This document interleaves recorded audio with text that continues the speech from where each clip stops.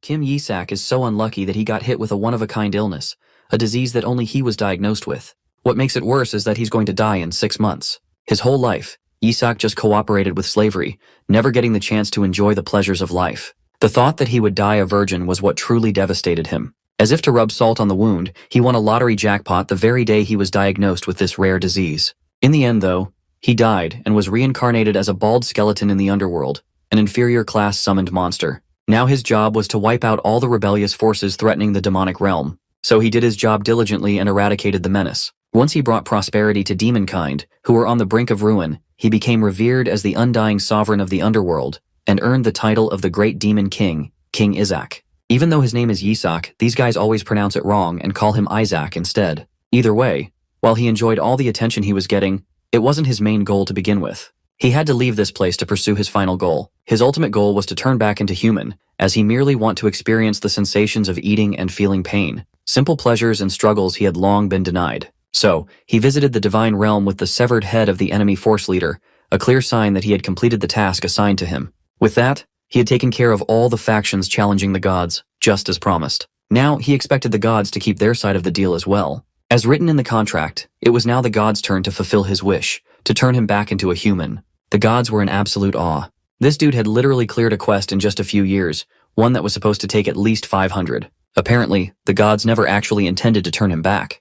They had only assigned him an impossible task, so he would remain their slave for the rest of his existence. But our skeleton buddy wasn't about to let that slide. He made it clear that he wasn't tolerating any more delays, and demanded that they hold up their end of the bargain. One of the gods tried to insist that he do them one last favor. Just one more task Yisak has to do. But of course Yisak wasn't some dumbass with a hollow skull. Realizing their scheme, he became absolutely enraged, ready to confront them if they refused to listen. He began exuding immense power, a force so terrifying that even the gods flinched.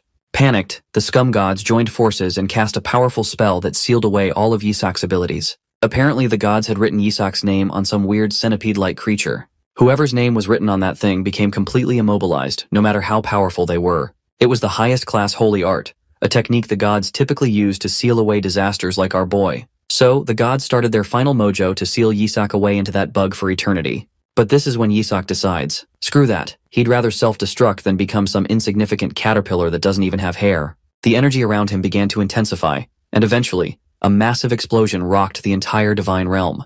When the dust finally settled, our skeleton buddy was nowhere to be seen.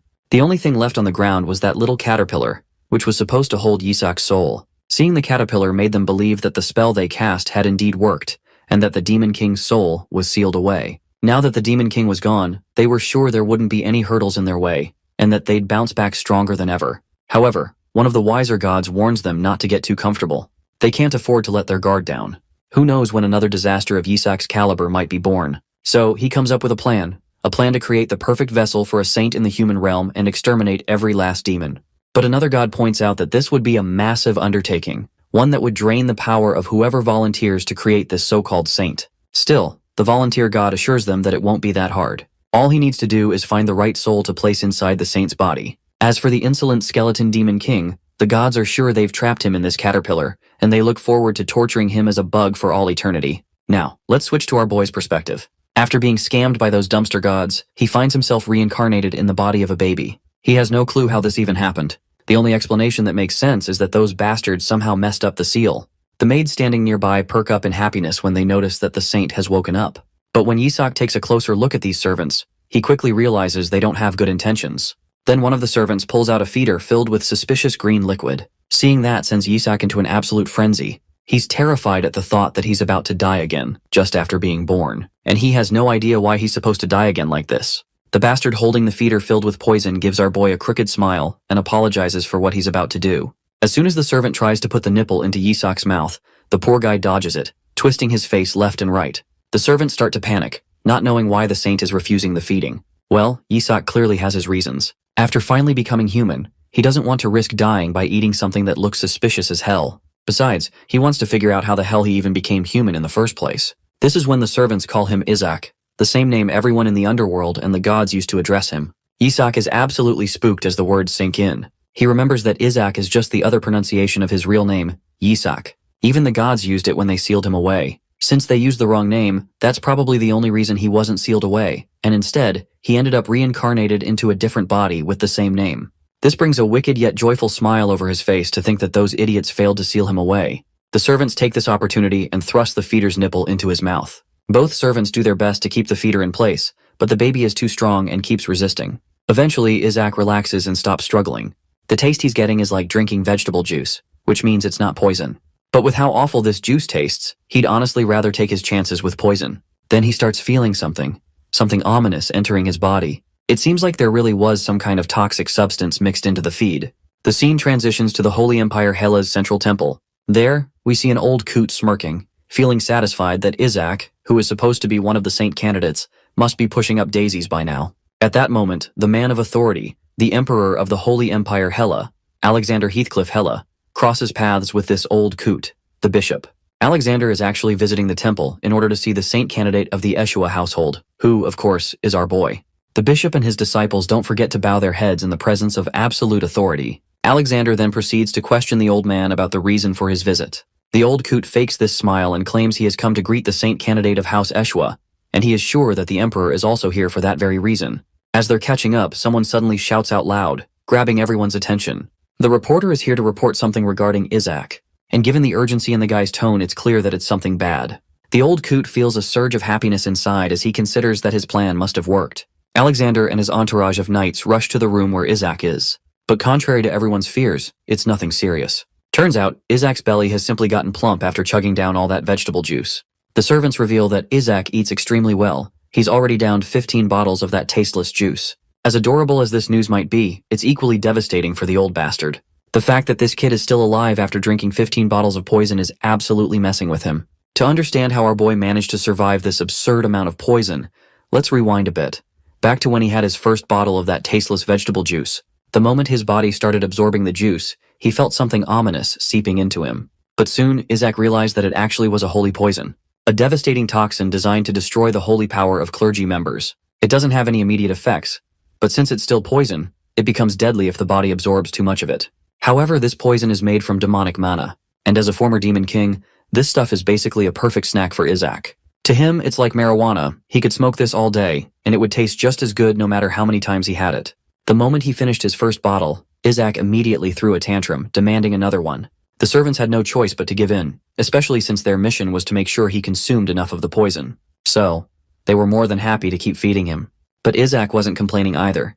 He was just as happy to absorb all that demonic mana for himself. This poison helped him tap into a realm beyond the conscious mind, commonly known as the unconscious world. And deep within that realm, at its very core, he wanted to create his mana core. He then starts the process, and a ball of fire ignites in his hands. Next, he starts adding the mana he absorbed from the poison into the mana core. Since he needs a mana core to use magic later, he decides to prepare it first. But his experiment goes terribly wrong when the mana explodes. Once the explosion subsides, what he sees is far from normal. A mana core is supposed to be one of the 3 primary colors, but in his case, it's white. And he has no clue why. The color isn't the real problem, though. What concerns him more is the sheer, overwhelming power radiating from this tiny core that isn't even fully developed yet. As terrifying as this might seem, it actually makes our boy crack a smile. This is a true blessing in disguise, something far beyond his expectations. The thought of such terrifying power being crammed into this small body is exhilarating. Not only that, but if he hones himself properly, he can't even begin to comprehend what kind of monster he'll eventually become. As he stands on the verge of reaching new heights, he reflects on his past, a life where he was forced to die like a pathetic loser who had accomplished nothing. All he ever wanted was to survive, and that deep desire led him to reincarnate as a bald skeleton. He worked tirelessly as a demon, creating original buffs and skills through sheer effort, and now, it seems those spells have been inherited by this tiny body as well. While Isaac was lost in his subconscious turmoil, the 2 servants started to panic. For a moment, they thought the kid might be dead since he hadn't moved an inch for a while. But then, out of nowhere, Isaac lifted a finger toward the ceiling and, after cranking up his volume to the max, he began to demand another bottle of poison. Back in the present, Alexander and his knights are relieved to see that things aren't as bad as they feared. Even our boy is relieved, as he almost thought he was about to get assassinated. Thankfully, nothing bad actually happened.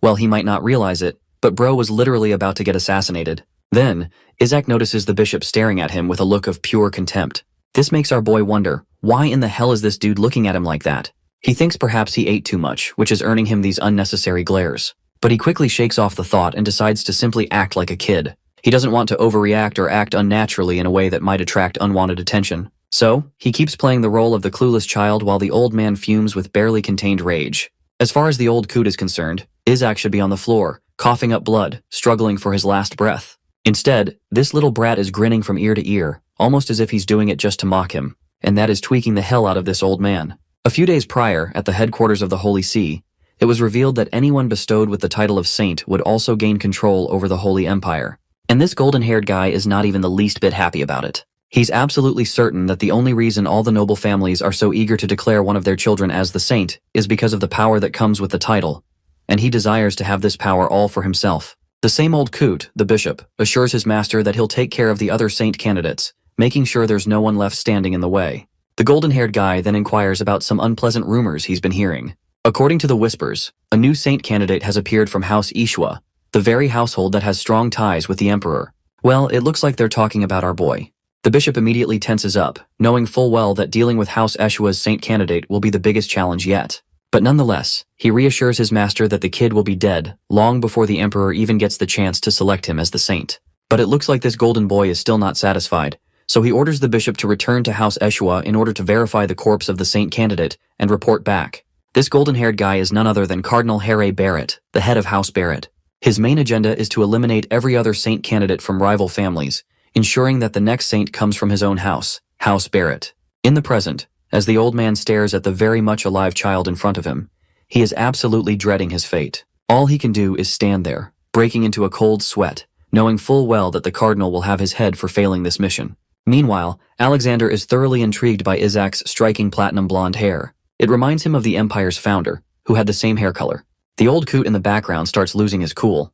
To him, comparing this kid to the Holy Empire's founder is outright blasphemy. Hearing the bishop use majesty as an honorific to address Alexander, it doesn't take Isaac long to realize that this man must be the emperor himself. Alexander, on the other hand, keeps spitting facts. He even goes so far as to claim that Isaac is closer to God than the current pope, which makes him the final saint candidate. Hearing that nearly sends our boy into shock. To think that a kid like him is a saint candidate, that was not something he was expecting to hear. The bishop, of course, is not happy about this at all. The emperor is starting to favor our boy, and this old bastard just can't allow that to happen. So, he makes a move. He turns to Alexander and requests permission to inspect the child himself. He argues that something about the boy is unnatural. After all, no baby should be able to down that much vegetable juice. But Alexander doesn't see anything odd about a saint candidate chugging down monk food. Meanwhile, Isaac is still struggling to process the truth bombs that just got dropped on him. How could he, the former demon king, possibly be a saint candidate? The bastard bishop, however, refuses to back down. He keeps pushing to inspect the child. Finally, Alexander gives him the green light, but he also makes it clear that they will have to wait until someone from House Eshua arrives. Meanwhile, my guy is casually burping out the excess demonic energy he couldn't digest from overeating. But the moment he realizes what he just did, he quickly claps a hand over his mouth. For a second, he genuinely thinks he might have just blown his cover. And yeah, it looks like he definitely did. Because now, this piece of trash old man has found the perfect excuse to inspect him. He just sensed demonic energy coming from the child. As the bastard looms closer, our poor hero can do nothing but brace himself. The bishop is convinced that this child must be a fake saint candidate carrying impure mana. He insists that an inquisitor be brought in immediately to investigate him. But Alexander is getting real annoyed listening to this old coot bark nonsense about a saint candidate. In order to smooth things over, the bishop assures him that there's no need for concern, because the pope has already selected the saint, none other than the child from House Barrett. This news genuinely surprises Alexander. He finds it absurd that the pope just so happened to pick a child from his own house. And finally, it all clicks for Isaac as to why this old bastard is trying to assassinate him. Seizing his chance, the bishop scoops Isaac up into his arms, claiming that he needs to take the child to a priest and summon an inquisitor for further inspection. But before he can get very far, the emperor stops him. Alexander reminds him pointedly that House Eshua is the imperial family's closest ally, and as emperor, he highly suggests this old coot to reassess the child at a later date. The old bastard halts in his tracks, only to make a comeback, this time with a soft but clear threat aimed at the emperor. Apparently, the pope has mentioned that the ceremony of investiture for the crown prince will only take place once the saint selection is concluded. Basically, the pope is threatening the emperor by refusing to officially recognize his son unless the emperor agrees with the pope's choice for the saint. Even Isaac can sense what's going on, and it makes him incredibly annoyed. While he has no intention of becoming the saint candidate because it would attract unwanted attention and jeopardize his true identity, he also can't let the inspection go through. It might reveal his real identity as a demon. Then, an idea sparks in his tiny mind, a plan to turn the situation to his advantage. He infuses the feeder bottle he's holding with mana and strikes the old bastard across the face hard enough to break his teeth, sending blood leaking from his mouth. The broken teeth fly through the air as Isaac acts like a little child just playing around. The old man struggles to comprehend how something so simple could hurt so much. But Isaac just keeps playing the role of the cute, innocent child. Seeing the sheer strength of this boy, the Emperor declares that this child must truly be the saint. Even the old man is clueless as to where all this holy power is coming from. Isaac doesn't stop there. He swings the bottle again and lands another brutal hit, and further continues his relentless barrage, one strike after another. It's safe to say this is one of the worst days the old bastard's had in a while. Meanwhile, the Emperor is enjoying every moment of this, thoroughly pleased to see such a capable candidate for the title of saint. Isaac, on the other hand, makes sure to strengthen the bottle with magic and delivers one last hit to seal the deal. But suddenly, he senses something unusual about his own powers. Every time he uses mana, he can sense a faint amount of holy power as well. You see, mana and holy power are incompatible and can't normally be used together. The only explanation for this odd occurrence is the influence of the mana core now residing inside him. The old man finally grabs the feeder bottle, throwing it away in a fit of rage, declaring that the baby is a heretic and that they must immediately use the holy exorcism art. To put the final nail in the coffin, Isaac reaches into the old man's jacket and pulls out a creepy hand. Seeing this hand in public leaves the old man utterly devastated. He knows he's in real trouble now. Here's the context. This hand is actually the corpse of a high-ranking demon sealed away. In other words, it's a totem. The totem is an artifact that utilizes the characteristics of demons, who consume the corpses of other demons to absorb their mana. Isaac has kept this totem on him at all times, just in case he ever encounters demons. The old man completely loses his shit when he realizes this kid even knows about the totem. Isaac proceeds to throw the totem on the floor, making it visible for everyone to see. As soon as the totem touches the ground, Isaac snaps his fingers, and the demonic monster inside is unleashed. While the onlookers are absolutely shocked, my guy is rocked. It's a true dab moment for him. The discovery of the Shadow Lich catches the Emperor on high alert. He roars at the bishop of the Barrett family to have summoned a demon inside their temple. The bishop attempts to pin the blame on the child, accusing him of taking out the totem. But the Emperor reminds him that totems can only bind dead demons, so a mere kid couldn't have done something like that. Quickly, the Emperor orders his men to protect the child from the demon and the bishop. Our little protagonist is quickly snatched away, giving the old bitch face a cocky smile, forever messing with him. More importantly, he's intrigued to find out the bishop's strength. Suddenly, the demonic figure roars after understanding its objective to kill the saint at all costs. This puts our little dude in major trouble because the monster in the room has set its sights on killing him particularly. The royal guards jump ahead to protect the young master at all costs. But even Isaac doesn't get what's going on, as he's the one who summoned the demon, and yet, it is targeting him on the spot. He's not worried though, because he thinks the platoon of royal knights will be enough to protect him. That happy-go-lucky attitude goes out the fucking window when one of the guards gets smashed into the nearest wall. Now he's left questioning if these dudes are even competent as the royal knights to begin with. The monstrous demon catches up on Isaac and the guard protecting him. This creature seems adamant on achieving its goal to save the imprisoned king for some reason. The guard holding him is scared shitless as more of his friends are getting tossed around like toys. Isaac realizes he must intervene, and he easily can, as no one will notice the use of his mana in the chaotic movement. The monstrous demon lunges forth to attack Isaac, while he's left wondering why there is an entire group of people trying to assassinate a damn baby. Isaac is pissed that he just freed T-Demon, and yet this ungrateful fuck is trying to unalive him. He invokes his true self, that of a demonic lord, instilling extreme fear inside the demon. The monster is shocked to be in the presence of the Skeleton King, but shortly after that, the boy releases his mana and beams brightly, astonishing the Emperor and his guards. That every glowing shine of his engulfs even the demon, causing it to flee screaming in fear. The demon escaped, but everyone just witnessed the sight of true holy power at work. The guards can't believe that the young master could beat a high demon. They hold him in high regard. Meanwhile, our savage little killing machine is seriously surprised that he can channel holy power. He truly doesn't get where he's stuck. The holy power runs out, but here's the twist. His current body allows him to convert his personal pool of mana into holy power, which also troubles him because now he won't be able to gather any dark mana. It makes him realize that there's no dark mana in the Holy Empire. The bishop is captured, despite him groaning accusations of the kid being a heretic. He blames the young master for being a demon, and even offers to exorcise him for the sake of the Emperor. But the Emperor has had enough of this guy's ramblings, and truly, all he's done so far is accuse a child of being a heretic when he himself released a high demon against the royal knights. The Emperor speaks in a firm tone, emphasizing that the bishop will not be let off so easily for his treacherous acts. This is bad news for him and his group, as the Emperor will only get closer on discovering the truth about their spy. The bishop fears that it will inevitably harm the reputation of the Sancta Sedes, so he sneakily attempts to cast a spell, sacrificing his own life for the sake of his family. The bishop releases a powerful mana beast, now hell-bent on his objective to kill the saint candidate at all costs. The creature bares its fangs against the tiny baby, who is sitting there bored out of his ass that this old geezer revealed his true self. At first, he's hella confident that he can knock this puppy down with a sweat. But then it dawns on Isaac that this dude ran out of mana only a few moments ago. It all seems lost until the creature is struck by a powerful attack from another caster. This silver-haired man has come with a vengeance to strike down those who attacked the child of Joshua. It's the devout Azure and his night squad serving House Joshua. Relai is the leader of this group as well as the boy's uncle. He orders for the bishop's immediate arrest, while baby Isaac is chilling for life. Relai then orders his men to pay immediate respects to the newest member of their family, the son of Joshua. He apologizes to his baby brother, and impresses even Isaac with his no-bullshit attitude. In return for their late arrival, they have come with a present. Isaac sees something shining and becomes excited at the thoughts of gold. But it's nothing more than a fucking figurine of the Skeleton King getting beheaded. So he's basically receiving souvenirs, signaling his own death. It's a shock to his system because these fuckers have so many figurines of the Skeleton King dying in various ways, getting crisped alive or even pulverized to death.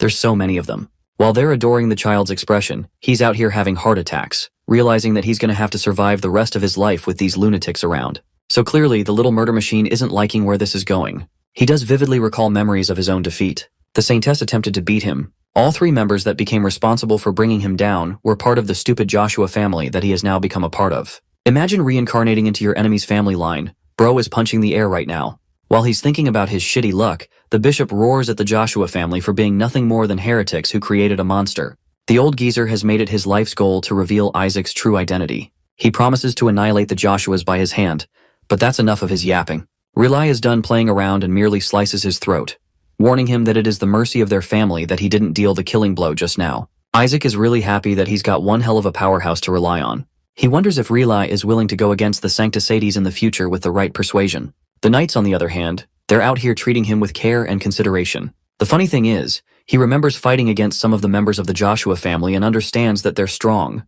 His own subordinates were terrified to face Joshua of Blue, for example, but this dude turned out to be a creep with weird figurines of the Skeleton King. The Emperor is glad to have been favored by Relai in this situation, and wants to extend an offer of a lifetime. The Emperor wants to raise Isaac as one of the royal family members, something that comes as music to his ears. The Emperor is doing this because he knows the internal and external forces of the Holy Empire will be targeting the young master, so the situation calls for it. While the Joshuas are reliable and strong, there's no telling if they can safely protect the child. Isaac is a little confused and doesn't get what's going on. Interestingly, Isaac shares the same hair color as the founder of the Holy Empire, which somehow seems to be a significant point. Also, they think that the Skeleton King is secretly targeting the child too, which is just utter nonsense since Isaac is the Skeleton King himself, but these guys don't know that yet. Relai makes it very clear that this kid belongs to the Joshua family, and therefore will be raised by them as such. He doesn't care if it's the Pope or the Skeleton King that is after them.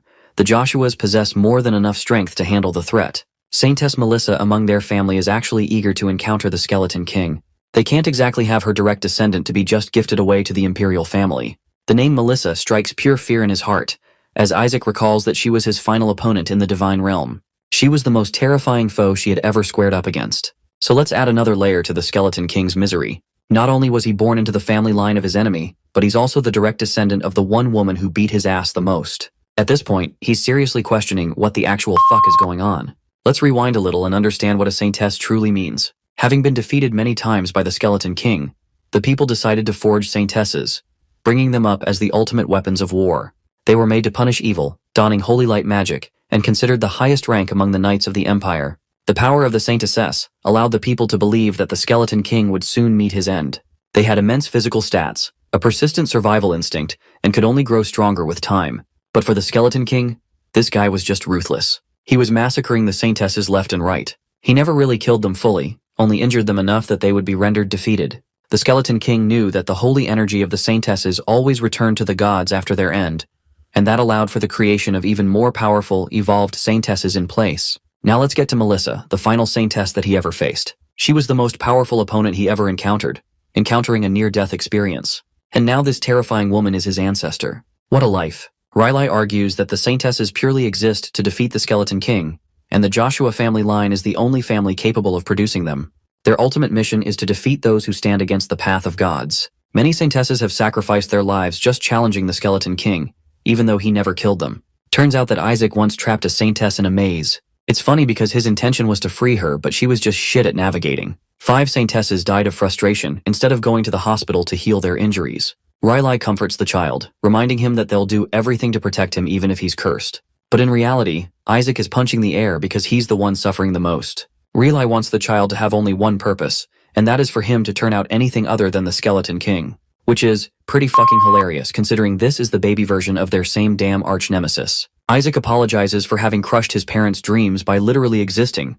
The Emperor wants Rylai to use his head, reminding him that the Skeleton King had been done away with for more than a century now. This is how Isaac learns that he reincarnated a while into the future, and that means he doesn't have Melissa to fear anymore. From that time, the Demonkin continued to prosper. The Emperor argues that Isaac's powers are more important to the Imperial family more than anything. Also, the Emperor highlights that there aren't even any saintesses from the Joshua family line in service at present. It's been 1 year ever since Isaac came into this world, only for his parents to disappear into thin air. Bro, they really said fuck you to their kid and left. Isaac's received 8 different shocking realizations today, and learning that his mother was the head saint of the family makes it all the more worse. He thinks it's all over for him. Also, remember when this idiot assumed that Melissa is dead? Turns out that persistent saintess is also alive and she's still kicking ass. The dude seriously can't believe that she lived for nearly 2 centuries. He's having a headache, and even the Emperor is surprised seeing the child so distraught. Isaac thinks his life is actually ruined if his lifelong enemy is alive and well. He's going to get eviscerated the second she uncovers his true identity as the Skeleton King. He really doesn't want a piece of her at his age, so he pulls out the only move at his disposal. Isaac chooses the Imperial family and such cuteness that even he is swooned. Rylai tries to play his cards and defends that Isaac is just being friendly. But the Emperor is adamant in raising him as his own, as the Imperial family's got plenty of privileges for the child to offer. The Joshua family is known for its saintesses, but they don't have experience actually raising saints. The boy is eventually going to become a demon slayer exorcist, which is why Rylai argues that the Joshuas are more fitting of his caliber. They're literally pulling a 1-year-old apart from each end, arguing like children while Isaac is about to get sacrificed in this funny scene. Bro is literally hanging on and really wants to become a part of the Imperial family to save himself. He strongly believes that the Emperor is his best bet, as he offers the most security for his life. So the boy turns to the Emperor and chooses him again. In the next scene, the annoying bishop comes before his cult, still convinced that the boy belongs to the Demonkin. His masters are upset hearing his whinings. They merely can't accept the ridiculous idea that the power of light was channeled by a demonic child. The bishop mentions the use of mana and that he saw it before his eyes. But the Sancta group has already made up its mind. They waste no efforts in slicing his head clean, deeming it as a punishment for his blasphemous claims. The leader is uninterested in leading an attack squad, believing that the Emperor is going to take Isaac anyway. And then, they'll have more than enough chances to deal with the boy. Only this time, they'll make it personal that he dies. Meanwhile, Isaac learns that he ended up getting taken by the Joshua family. Let's recap what happened a few days earlier. A beam of light distracted them all, while Rylai surprisingly gave up ownership over their child, stating that it would be an unworthy place for Isaac to grow up in. Also, it's here he comes to learn that the Joshua family actually possesses the damn corpse of the Skeleton King.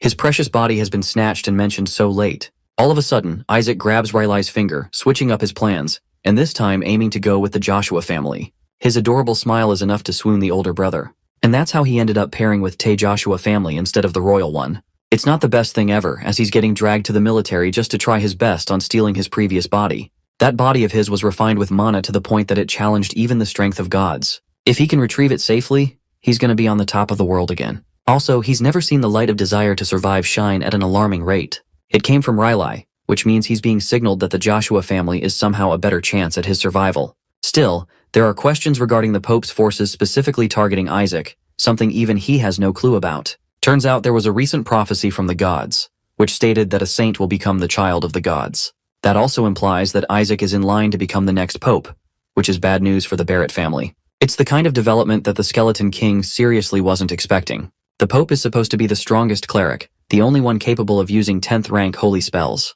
This dude is equal to the status of a king with his own army of holy knights. His authority is as close as the Emperor's. For millennia, the Barrett family has produced popes, which makes sense that they're going batshit crazy that a saint from the Joshua family is about to take their place. Suddenly, the coachman comes to inform Rylai that they've run into a problem. A certain group of men are restricting access to the duchy. Enraged, Rylai howls at them for not recognizing the crest of the Joshua family. This evil group actually turned out to be demonic and evil, and their purpose is to eliminate the child of the saintess at all cost. Isaac certainly wasn't expecting his life to take yet another turn and questions what the fuck is wrong with the new Demon King. The Demonkin forces warn them about their mighty king's orders to slay saints and saintesses on the spot. This confirms his suspicions that a new king has usurped the Skeleton King's previous orders. And that is why they are required to kill the saint at all cost. not knowing that they're targeting their very own demon lord from the past. They're happy to spare their lives as long as they surrender the child. But to that, Relay fucking thunderbolts one of them to ashes, pissed that they could say such words against an exorcist of Joshua. Pointing his blade, Relay declares that the Joshua household will not rest until all evil beings are vanquished from this world. He and the rest of his group prepare their swords, ready to send the demons back to freaking hell. As for the Skeleton King, Relay is amused at the thought of him using his mere underlings to seize his body. The demonkin monsters attempt to strike them down after being provoked. To guarantee the young master's safety, Isaac is escorted by one of the guards away from the battlefield. He's baffled to hear what happened just now. If he's the Skeleton King, then who's the new guy impersonating his identity? Isaac is placed in a bush and protected by a barrier. It's such a powerful barrier that high-ranking demons won't be able to penetrate. Isaac's glad that nothing can jeopardize his safety, but it also implies he's stuck on the inside for good. So he aims to correct that by activating his magic release. Bro meditates into the cosmos like some galactic overpowered baby and calls forth the one who watches. This demonic spirit appears to greet its master, but Isaac quiets him down so he doesn't blow things up. The spirit is eager to serve his master after being called after a long time. This is actually supposed to be a detection spell, but it bears a conscience of its own. He was made for the purpose of detecting magic and painful analysis. The spirit congratulates the Skeleton King for successfully manipulating and taking control of the body of a child. He thinks Bro willingly chose to get stuck inside a baby's body because he's just that evil. The spirit is enraged that they trapped him in a powerful barrier and brought insult to his master. Isaac's done with his bantering and tells him to activate his detection magic at once. The demon spirit begins scouting within 100 meters, sensing a total of 88 enemy monsters. They're weak as shit compared to Isaac though, but he's worried that such a number is crazy for a battle like this. It's going to get difficult for him if the security for this territory becomes tightened, as it will pose trouble to Isaac's own forces in the future. That's why he wants to end this fight quickly before getting caught. So now, he's risking to activate every last bit of his mana for a single move. Interestingly, he learns that the enemy numbers are getting obliterated at an alarming rate.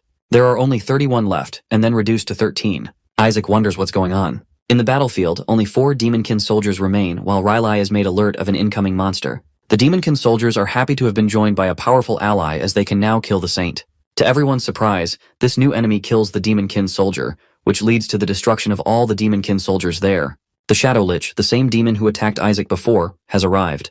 And this monster is as pissed as ever that the demonkin bastards tried hurting his master. You see, from their previous encounter, the Shadow Lich already knows about Isaac's identity. That's exactly the troublesome part for our little murder machine. The Shadow Lich is adamant in protecting its master, insulted by the fact that his king was trapped inside the body of a child. Isaac managed to free him after all, so now he's suddenly loyal to the guy. The monster stares at Joshua's line of defenses. Even Riley is confused as to what's going on. The humans were thankfully unable to understand his language, otherwise Isaac would be getting slaughtered here. The Shadow Lich has figured out his identity, and while that is commendable, it has compelled the human forces to target the Shadow Lich. The baby cries out from the barrier, catching the attention of the knights. He promises to return to Isaac soon, and for the Shadow Lich, this dude is swooning in affection that his master recognized him. The Shadow Lich ignores all of them and targets Isaac, but Riley and his men don't understand that the Shadow Lich means no harm to the child. He's just pissed that they sealed him in a tiny barrier. Meanwhile, Isaac instructs the demon to break the barrier, which it shatters with a single fucking smash, fulfilling the king's order. With the barrier penetrated, Riley and his men are losing their shit. But Isaac is having the time of his life reuniting with the Shadow Lich. Next, he actually double-crosses the Shadow Lich by sealing him inside the totem, much to his disappointment and confusion. Seeing this feat being performed by a damn child, Riley is questioning what the hell just happened. They just witnessed the boy turning a high demon into a totem. Shortly after his accomplishment, the knights praise him in glory for having used a holy spell. In reality, the kid used mana to seal the Shadow Lich. But Riley doesn't know that. He just thinks that a high-level holy spell was casted, and yet no power leaked out. They think the young master acted out of urgency of the situation, believing that Isaac was the most threatening force to the Shadow Lich at the time. They sing praises of the young master's glory and his future as a saint. But Riley is troubled in deep thought, not knowing why the demonkin forces are targeting the child. At this rate, he knows that something is special about this boy.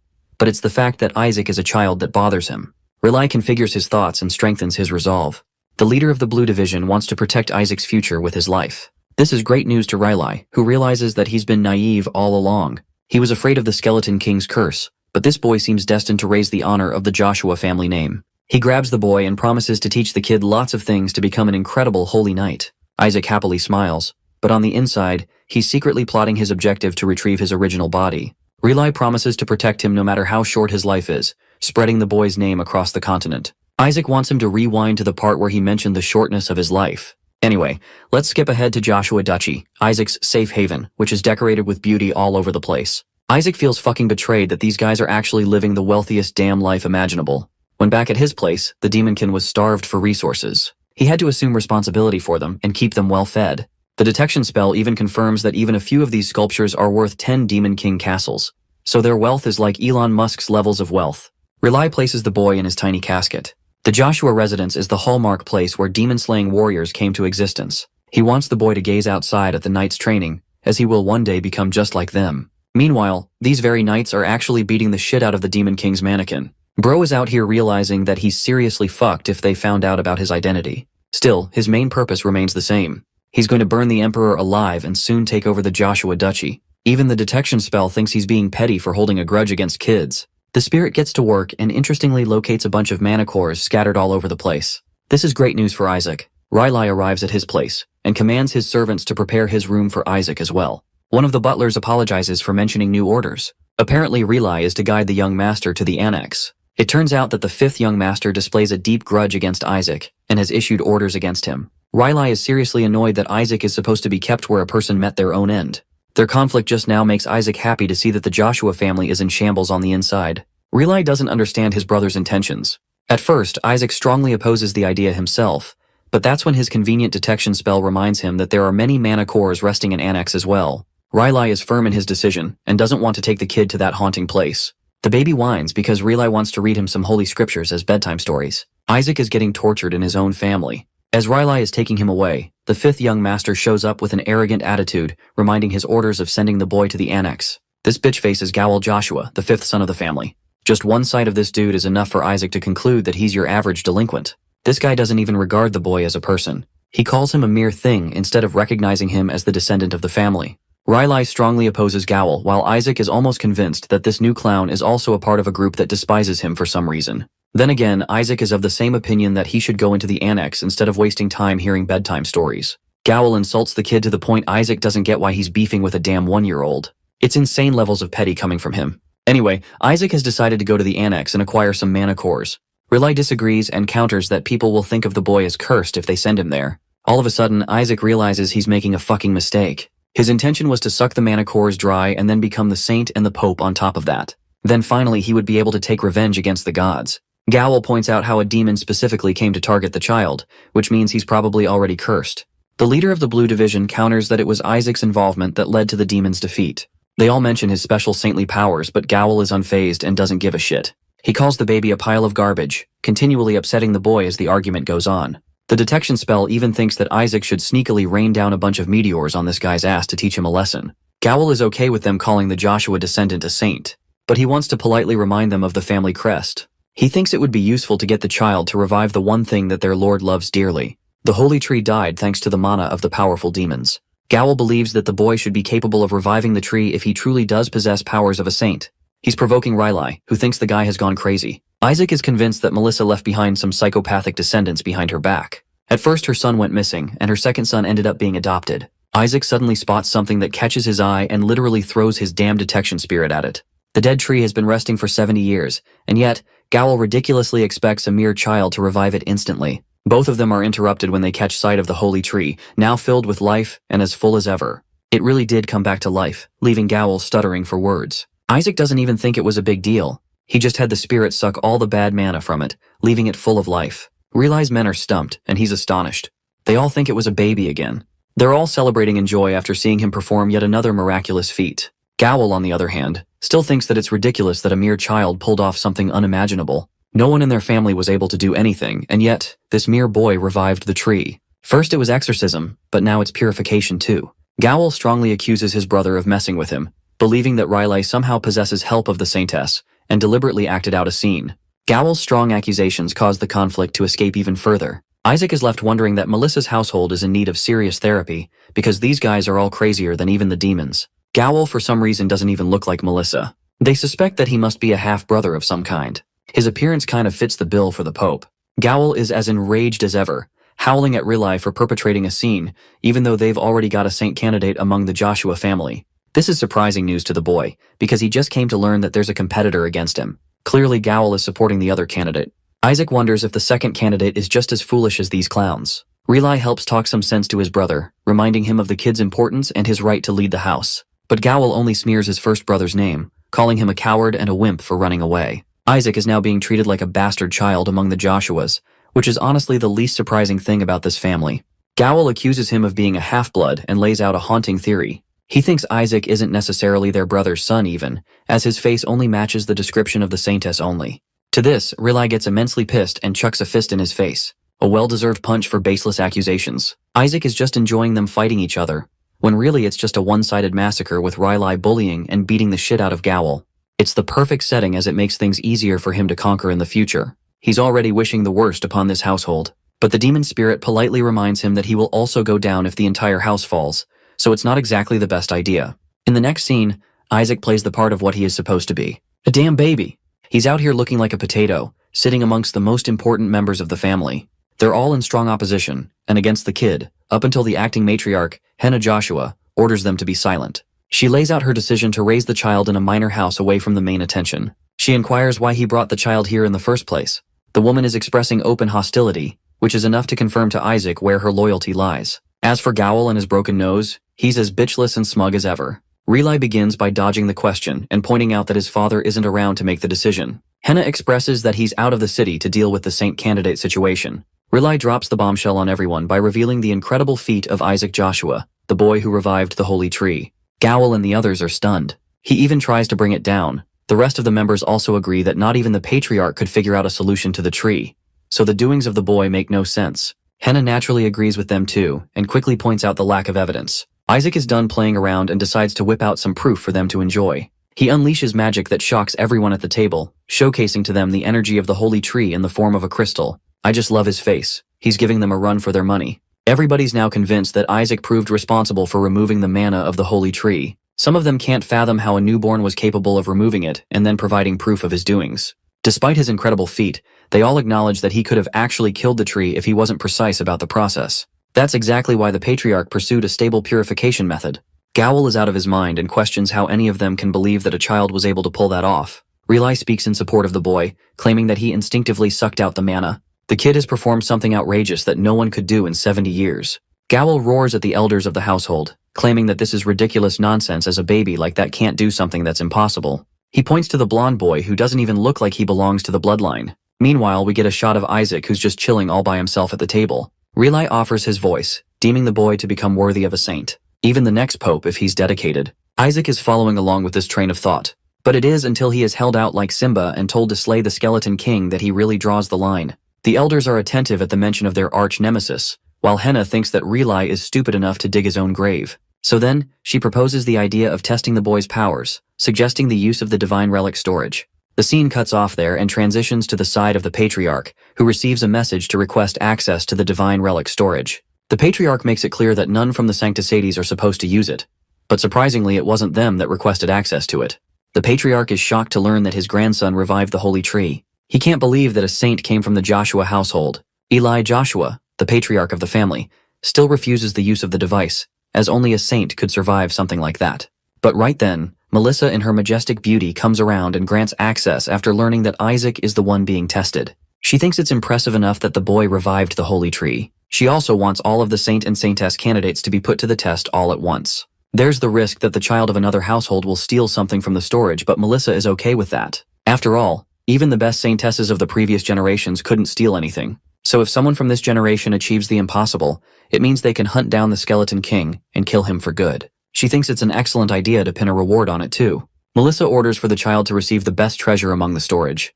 They will be granted the generation heirloom of the Joshua household, and she will further make it so that they learn the secret technique of the family herself. Now let's talk about the divine relic storage and what it's about. It's actually a secret technique cultivated thousands of years ago where many secrets are kept. A saintess has always guarded it, and the Joshuas have been its owners for years. Only children under the age of 10 can enter such a place, which is why the storage was used as a ritual for saintess candidates. Many predicted the kind of powers the child would awaken after retrieving some item the child brought back. But the storage is deemed so dangerous that many candidates risk their own lives to go there. The storage is automatically sealed after a few deaths. The demon spirit teases its master, wondering if he'll survive the dangerous trial. Isaac's eager to tackle this obstacle course. He's more than curious to snatch his previous body from the storage. The captain of the Blue Division comes around to inform the little guy that the matriarch has further issued an order to open the storage to all candidates. 5 candidates from each great household will come to challenge the storage, but they're all confident that Isaac will beat them all anyway. Isaac, on the other hand, is relieved because he's got distractions to make use of.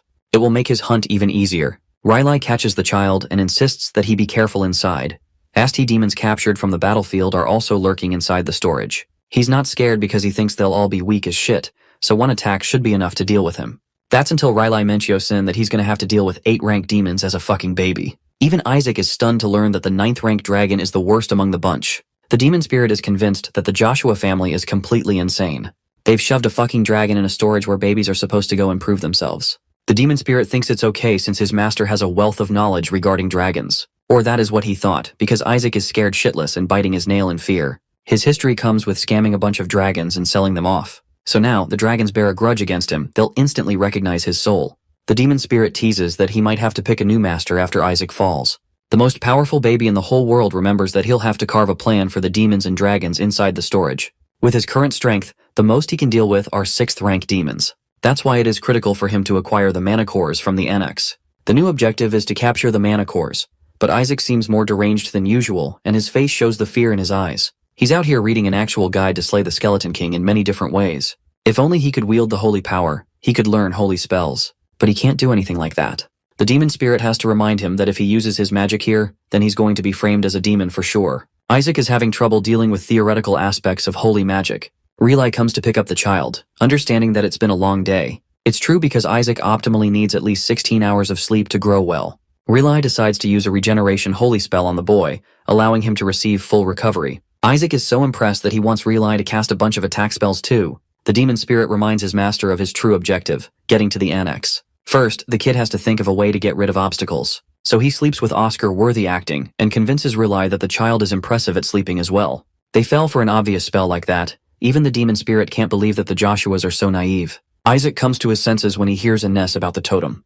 They want to keep it safe somewhere, which is bad news because Isaac requires it for resurrection. Poor dude is crying his eyeballs out, devastated that he doesn't even have access to his mana core anymore. At this point, he's convinced that he'll have to use the mana from the cores in the annex. He executes Mission Impossible 10 and attempts to crawl his way out. Isaac signals the spirit to open the door because he's got a plan. As for his mission, Isaac hits the ground and learns that Riley locked the door on his way out with a holy spell. It makes things more hectic. Isaac orders him to break the spell, but then it will draw attention. He's seriously annoyed that things aren't going his way, and if he intervenes with his own magic, there will be hell to explain. Right as he's thinking of another plan, Bro gets hit with the damn door. One of the kids surprisingly came to pay him a visit. This brat is the son of Gowl, a 5-year-old called Shuri, and this dude is supposed to be his rival for the Saint candidate spot. Shuri is pissed that a mere baby could do something beyond his level of genius. He emphasizes that he'll be the one to become the Saint candidate no matter what. Once again, Bro is beefing with a 1-year-old. All Isaac has to do is shove a mallet against his face, figuring out his transport vehicle for his destination.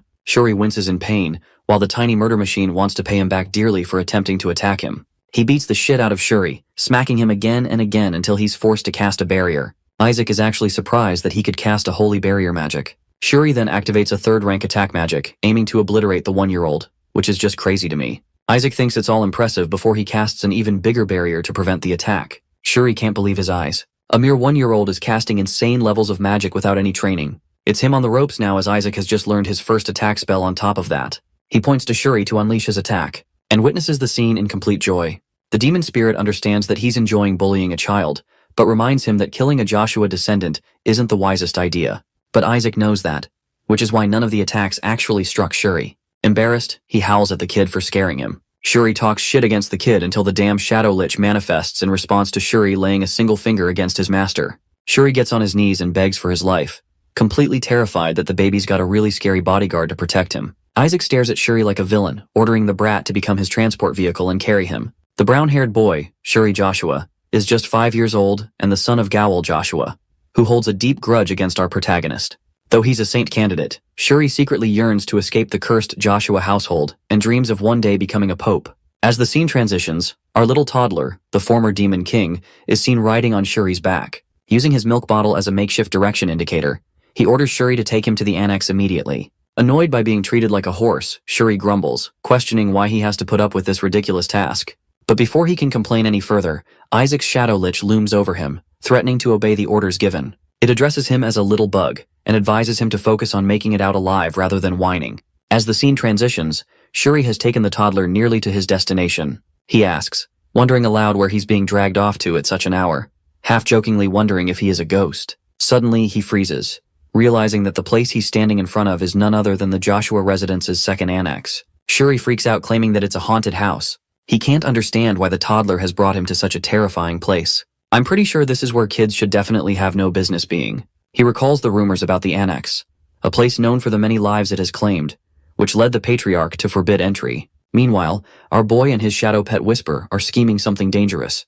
The mana levels inside are so high that they would be the equivalent of training for an entire decade. Excited, the toddler tugs on Shuri's ears, urging him to take him inside. However, his cousin resists, insisting that kids like them are definitely not allowed inside. But before he can resist much longer, the Shadow Lich reappears and scares the living daylights out of Shuri, forcing him to obey the toddler's instructions. Shuri, despite trembling with fear, reluctantly does as he's asked at gunpoint. Meanwhile, our little toddler is more focused on the inner state of the second annex, which appears even more dilapidated than it looked from the outside. His pet Whisper analyzes the entire place and informs him that the annex is shrouded in some sort of seal. Whisper further clarifies that each one of the doors is surrounded by something resembling a barrier. This revelation leaves our toddler disappointed, as he was hoping for a clear path. Meanwhile, Shuri, still panicking, insists they should leave, pointing out that everything is locked and sealed.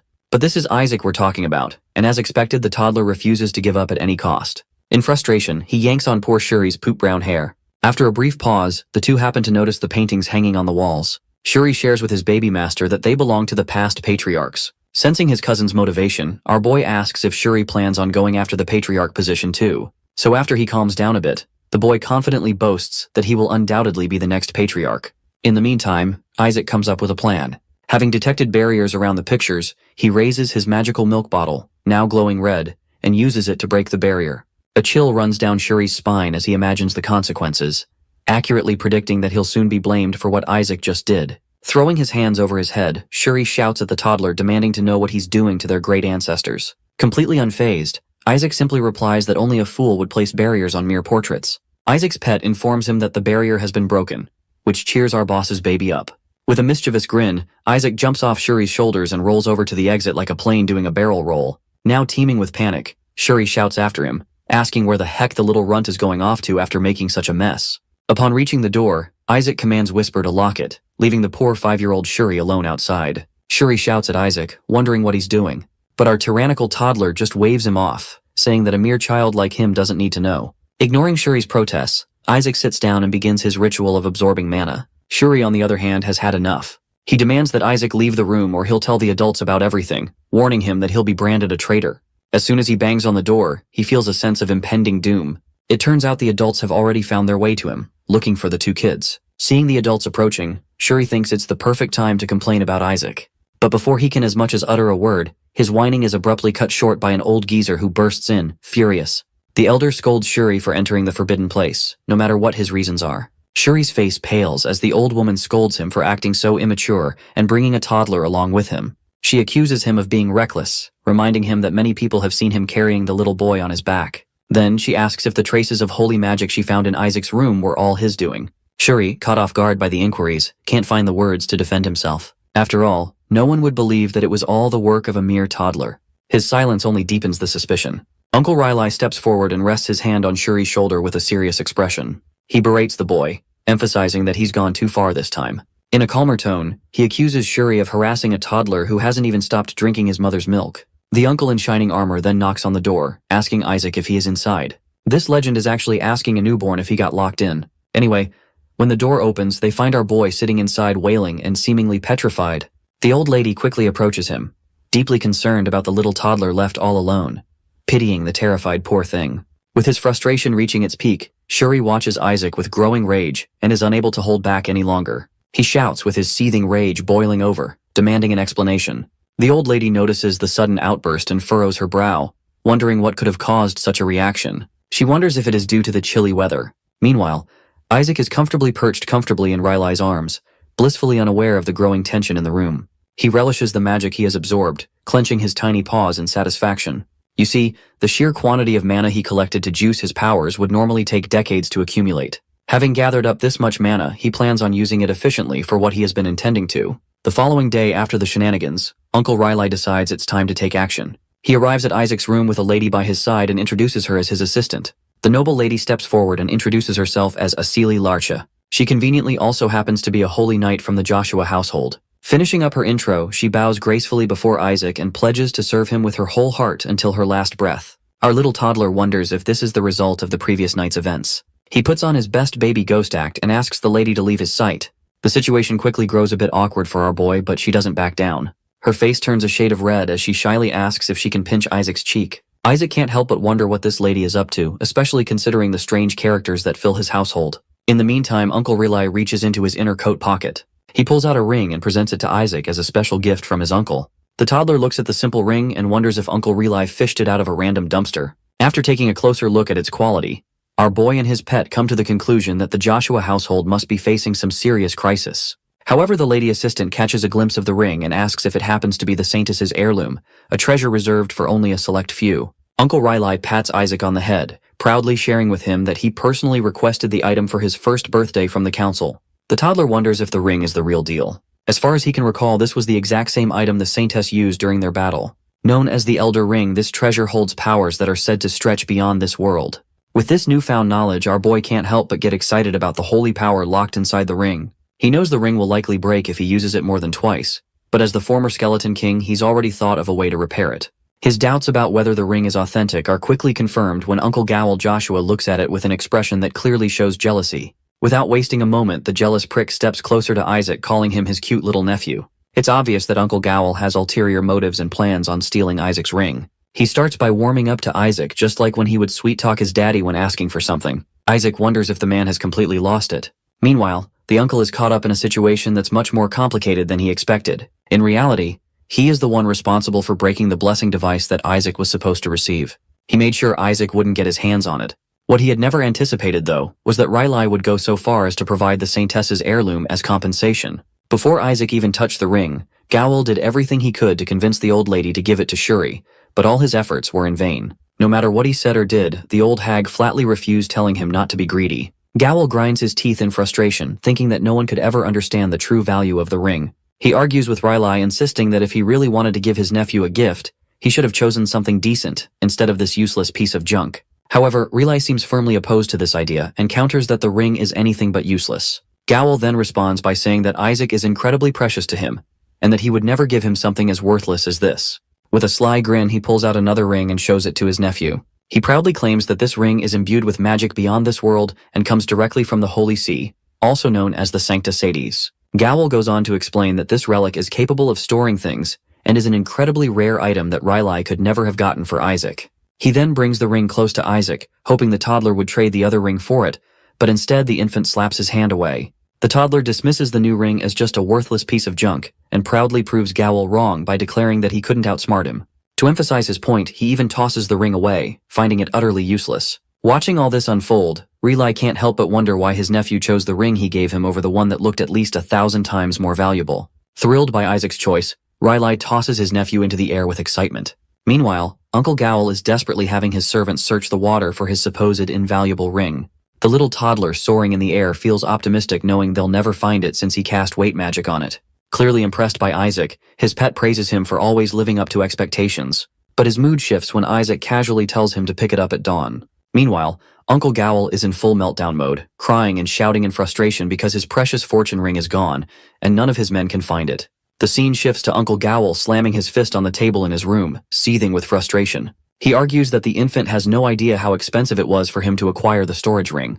With a deep sigh, he pushes the thought aside, hoping that Isaac would never be able to use the Elder Ring properly. Gowl convinces himself that the toddler would never manage to use its power, as he would need to absorb at least 20 people's worth of holy power to do so. He laughs at the idea, convinced it's impossible for the kid. Mocking Isaac further, he predicts that not even 10 people will attend his birthday ceremony. However, the next day, things take an unexpected turn. The place is completely packed with people, around 4,000 in total. Among them are over 148 Saint candidates. It turns out that all the ducal families, dozens of marquis families, and even the imperial majesty have gathered to attend the ceremony. Hearing about the overwhelming number of Saint candidates, our boy feels a surge of irritation, wondering why there are so many, as if someone had just scattered them across the world like seeds in the wind. His uncle rests his chin in his hand, musing that he never expected such a massive crowd to gather here. As he tries to make sense of why so many people have shown up, his bestie, Count Simonage, suddenly appears. Without wasting a second, he asks what brought Simon here. With a grin, Simon explains that the rumor has spread far and wide, and there was no way he could miss out on something this big.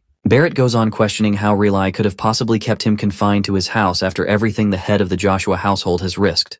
With a smirk, he drops another bombshell. The Pope's own family will be attending the ceremony.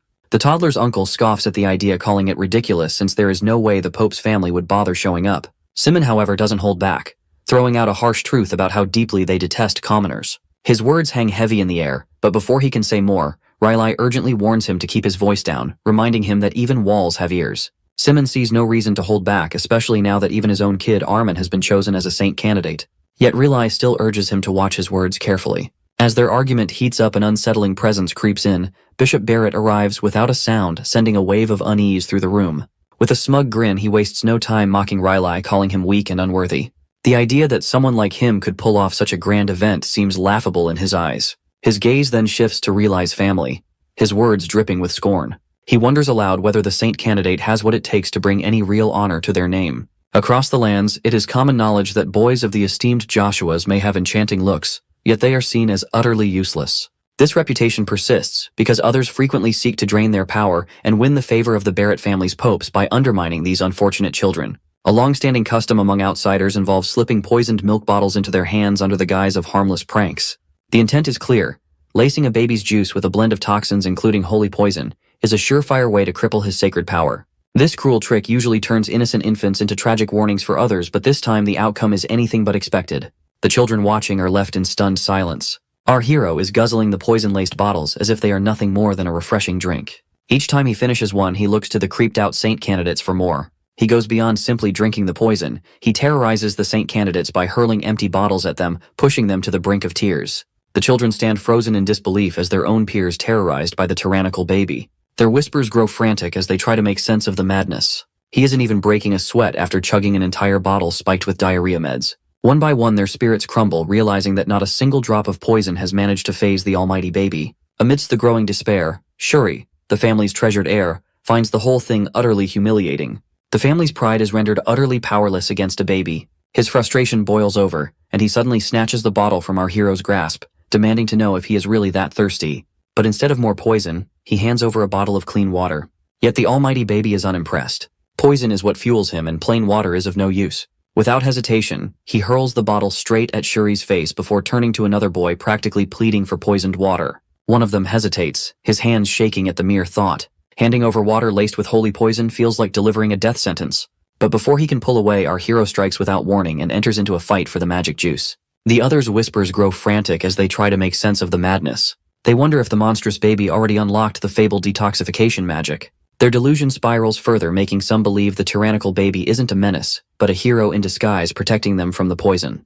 Before they can dwell on the thought any longer, a sudden presence sweeps through the room, stealing all attention in an instant. A white-haired boy enters with a face exuding confidence as he dismisses the absurd notion. The very idea that a mere toddler could be self-sacrificial is nonsensical. Shuri jolts upright and is confused why Keena Barrett of all people is here. Even he had caught no rumors of the Pope's very own son joining the trial. All the boys fall into stunned silence, their eyes locked onto the white-haired legend. The question lingers why he wants the Saintess's relics. A wave of resignation washes over the candidates as realization dawns. If Keena Barrett has entered the trial, then there is no point in even trying. Unamused, our hero eyes the pompous boy as practically destined to become the saint, though something feels off. Every Barrett is born with hair the color of dung, so the sight of this one's snow white makes him wonder if it's bleached. Before this thought can settle, the Barrett boy flashes a cheeky grin, brushing off any doubts. With unwavering confidence, he claims that his participation is perfectly justified. Since the Pope reigns over all, even the Saintess's relic storage ultimately belongs to his family. His laughter rings through the room, carrying the arrogance of someone who sees himself as untouchable. To him, this is merely reclaiming what is rightfully his. Sipping his water, our smug baby watches the display with amusement over the boy's giant ego. Yet underneath all that bravado lies something genuinely impressive. He is rather surprised to discover Keena's immense holy power reserves that surpass the bishop by a landslide. With a dramatic flair, Keena goes on to condemn everyone's behavior, shaming them for the sheer disrespect of poisoning their own host. When he asks what tormenting a baby achieves, all the runts fall into silence. As our hero steps forward, he hears the claim that the poor baby can't detoxify poison. Rather, the Saintess's miraculous power saves him. My guy wonders if they're all born with a lack of common sense. The golden boy, eager to play the role of the gracious savior, casts his detoxifying spell. He steals the attention of all the candidates with his advanced magic. But our hero has had enough of watching this spoiled kid show off. With a swift motion, he drives his tiny fist right into Kina's face. One of the boys gasps in surprise, noticing Kina's holy power vanishes in an instant. The Barrett boy stands there in shock, unable to comprehend what just happened. Our hero slips from his grasp, leaving the wunderkind thinking how a toddler managed to nullify his magic. For a brief moment, the boy starts to wonder if someone might actually be stronger than him. Watching our smug baby crawl away, Kina curses under his breath. Not fond of the rich kid's stare, our almighty baby fires back with a death glare and readies himself to bash his head in. Before he can strike, Shuri throws himself into the chaos, determined to keep Isaac from ruining his reputation any further. The Barrett boy lingers with a scornful gaze while everyone else trembles at the thought of how the Pope's family might retaliate for the attack. Pinned down by Shuri's full weight, our hero finds himself unable to land another hit on the Pope's smug son. Deciding that fighting a baby is beneath him, Kina turns away with an air of arrogance. He tosses out a parting remark, wishing our boy luck and challenging him to at least make an effort to restore his family's reputation. The tyrannical toddler fights the urge to explode with rage, though most of his restraint comes from the simple fact that he's still trapped in Shuri's grip. With one final smug piece of advice, Kina arrogantly declares that he will claim the highest treasure, the Skeleton King's body. After all, a puny Joshua runt can't even get close to it. Even Shuri is fed up with the flashy nuisance, but our hero isn't satisfied. So he jostles his cousin back and forth to confirm what Kina meant. Unfamiliar with baby knees, the boy crouches in confusion as he's shaken back and forth. Suddenly his eyes widen in shock as he remembers something. Melissa promised to teach her secret technique to whoever brings back the Skeleton King's remains. The realization hits our hero like a ton of bricks. He curses his mother for putting a bounty on his majestic bony body. After a while, the chaos finally settles and all the saint candidates gather waiting for the trial to begin. Bored out of his mind, our hero drifts into memories of his glory days as the Skeleton King, when his body was packed with centuries of mana. All he wishes for now is to regain that power, but the greedy kids around him have become a barrier to that. The agitated baby flings his bottle aside, ready to crush anyone who dares block his path. Shuri shudders upon seemingly understanding his intentions. Just then, a robed man from the Holy Seas steps forward, instructing the candidates to follow his orders.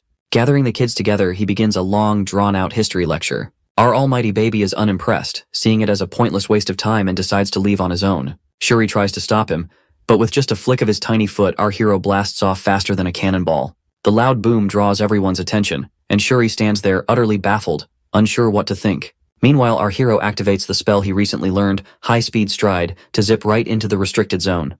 The history teacher frantically shouts at the almighty baby to stop, warning that the area is filled with traps. It takes a moment for everyone to process the situation before an all-out chase begins for the supersonic baby. Meanwhile, in the Joshua Mansion's banquet hall, a concerned Acelie expresses her worry about our hero. It seems everyone has gathered around a magical globe, watching the trial unfold. The commentator announces that they've tapped into the interior with familiars that track each candidate's movements in real time. Relai and the other nobles are taken aback when they hear that the first door has already opened. To their surprise, in third place is Armon, the son of Relai's loudmouthed friend. Then there's Shuri Joshua, who comes in second. The announcer pauses dramatically before revealing the frontrunner, and shouts our boy's name loud and clear, stunning everyone in the room. The magic orb shows a baby tearing through a trap-filled chamber, the church employee hot on his heels. The old man runs as fast as he can, terrified that the toddler will get himself killed. But a misstep from Shuri triggers one of the traps, and the poor elder is caught in its wake. Some of the candidates start crying for their parents, while others rush hoping it ends soon. The wailing Shuri curses his crazy cousin for causing chaos from the very start. He pleads with our hero to stop triggering the traps, but the supersonic baby refuses to listen to the loser. With that, he reaches the door to the second trial. As smug as ever, Whisper boasts that he's evolved thanks to all the mana they've gathered in the annex. But our boy gladly replies that's great since now he can work even harder. With a simple wave of his tiny noodle arm, he commands his familiar to fetch his mount. The ghost advances toward the exhausted kids, grumbling about how difficult it's been. While they chat, one of the kids points to Shuri, wondering how the Joshua kid is able to fly. They jealous kids start grumbling, convinced that his family secretly taught him the cool trick. In his mind, the boy has already submitted to his fate while Whisper has a blast floating his body around. The demon ghost effortlessly carries the boy like a drone, dropping him face down beside its master. A weeping Shuri curses his cousin, begging him to stop his antics. He tries to reason with our hero, advising that despite getting lucky in the trial of choice, one wrong move in the second trial can be fatal. As Shuri continues his lecture about how the trial forces one to face his fears, the almighty baby zaps him, irritated by his incessant yammering. After having fun, he commands his cousin to explain the second trial again. Barely holding it together, he stresses that the worst mistake one can make is attacking their enemy. Our boy just stares at him, as if silently asking why he'd just sit there and do nothing. Shuri explains that the test of patience requires them to sit still for just 3 minutes in the face of their fear. If they fail, both of them will kick the bucket. Unimpressed by the cliché test, our Demon King casually strolls toward the gates. Despite Shuri's repeated warnings, he enters the trial nonchalantly, sure that it's an easy win. As soon as he touches the doors, they glow in response. A voice welcomes him, clearly instructing him to remain calm no matter what. Isaac's big bubbly eyes sparkle with excitement. Meanwhile, at the very back of the line, Kina and his lackeys are chilling. One of them asks if it's okay for them to be so slow, considering they're last. With a shrewd smirk, the Barrett boy replies that they don't need to take the hard route when they can just let the others be their meat shields. Calm as a cucumber, he restores their spirit by reminding them that an 8-rank demon guards the second storage, so the others will undoubtedly get stuck there. Grinning confidently, his words come true as he points toward the brilliant light on the other side of the doors. As the trial begins, everyone is taken aback by the handsome deity who appears and warmly advises them to maintain their composure. But before the deity can finish, our impatient hero floods him with holy power, instantly burning him to the ground. Shuri loses it, cursing himself for even thinking his cousin could last 3 seconds, let alone minutes. The frustrated cries of the boys echo down the hallway. But even more furious is our boy, who can't help but reflexively want to annihilate any deity he lays eyes on. Whisper jokes that lasting 3 seconds is quite impressive for his boss. The voice announces they failed, and the impatient ones will face divine retribution. With that, a colossal golem slams open the gates. The earth-shaking roar of the golem sends Shuri into a panic. But the almighty baby remains unfazed, too busy charging up his magical Kamehameha. Without wasting a single breath, he unleashes the red beam that slices through the golem like a hot knife through butter. Shuri's jaw hangs open in pure bewilderment. But as the behemoth of a golem looms before them, our boy can't help but wonder what it's even doing here. The giant golem suddenly crumbles into a pile of boulders at the feet of the Joshua brothers. However, our hero is unpleasantly surprised. Despite hearing that only 8th-rank demons are involved, he quickly recognizes the monstrous golem as one of his own creations. The magic used to summon it belongs to one of his 14 elite familiars. This revelation makes him wonder if the Joshua family made a deal with his subordinates, or if his remains somehow attracted them. Determined to uncover the truth, he confidently heads toward the second storage. But before Shuri can yell at him to stop, a loudmouth interrupts, thanking the Joshua boys for clearing the path. I can already tell he's going to be irritating. From the bushes, a redhead named Nizer emerges with his lackeys. The redhead proudly brags about his tactic and tells our boy to shoo aside and let the big boys handle it. Nizer's lackeys quickly surround our hero to prevent him from blasting them with traps like last time. The redhead taunts Shuri, saying he should be ashamed for using his cousin as bait. Shuri attempts to plead his case, but Nizer calls it preposterous that the little baby managed to blaze through the traps without his help. The annoying redhead then notices the ring hanging from our hero's neck and swiftly snatches it. The blockhead grins ear to ear, announcing that the artifact will protect him from all the traps ahead. Shuri's discomfort grows as he watches his cousin remain completely unfazed, even after having his precious artifact stolen. His concern turns out to be justified as Nizer's squad moves forward. With a cheeky grin plastered on his face, the redhead proclaims that he'll become a hero of the ducal family by claiming the Skeleton King's body. But mere seconds after Nizer steps into the next area, explosions and fire engulf the boys. Watching them get led straight into a trap, Shuri is left utterly speechless. Our demon baby, however, relishes the suffering of the annoying brats he used as bait. Not gonna lie, I kinda feel bad for them. Anyway, our hero moves forward to the second area riding his cousin. He laughs at the fools who burn to a crisp for him and thanks them for setting off all the mines. Still, he's irritated by the kids who've been trailing him for so long. The kids, mesmerized by the almighty baby's divine wisdom, even go so far as to blame Nizer for his fate. They have full faith that the cute baby of Joshua lineage would never cheat. In his mind, Shuri warns the boys to run from the demon currently perched on his shoulders. Just then, a new face steps forward and declares that if there truly is a saint, then Isaac is the perfect representation. The second prince of the neighboring kingdom, Paris Julius, introduces himself to our boys. Hearing the rumors that the prince is blessed by the gods, our hero's interest is immediately piqued. With that, Shuri informs him that they've arrived at the entrance to the third trial. The gates open, revealing brilliant burning orbs of light and floating guardians. A voice echoes in the arena, revealing that the third trial will test their courage. While Isaac's fanboys are all fired up, Shuri is left stunned as the angel-like guardians announce that only those who defeat them will be allowed to proceed. Thinking they just need to act brave, the fired-up fanboys rush forward to fight. But our hero takes a moment to carefully consider what the gatekeepers might be hinting at. Once the realization hits him, a devilish grin spreads across his tiny face. The almighty baby signals for his fanboys to stay back. Meanwhile, Shuri is deep in thought, recalling that Isaac's judgment has always proven right. He believes the gatekeepers are lying, considering how our hero succeeded in the trials of choice and patience by doing the exact opposite of what was expected. Since the third trial is one of remembrance, Shuri concludes they must recall the previous 2 tests. Fully confident in his deduction, he decides that the best course of action is not to attack. Our hero confirms this by halting and guiding the boys away from the Guardians. His 2-legged horse is surprised, wondering if the Saintess's kindness has suddenly awakened inside of him. For a brief moment, hope stirs in him about his cousin. But just as he begins to entertain the idea, Isaac charges up a little magic bomb and hurls it into one of the Guardians' backs. His gullible ride is left dumbfounded while our boy laughs at his evil scheme unfolding. The gatekeeper, however, instantly turns hostile, punishing the candidates directly beneath it with an explosive strike. The wailing boys are blasted away like pieces of shrapnel from a grenade, crying out for their mommies. Meanwhile, our Joshua brothers quietly observe as chaos erupts before them. Realizing his mistake, Shuri glances at the expression on his rider's face only to find a demon grinning in satisfaction. Already aware of his foe, our boy experiences a sense of déjà vu, recognizing the lying puppets that were also crafted by his elite familiars. The villainous baby bursts into laughter, enjoying the sight of the foolish children facing the harsh reality of lies and betrayal. Poor Shuri can't help but feel sorry for the poor souls. I wonder if anyone will ever remind this guy that he's supposed to be a saint now.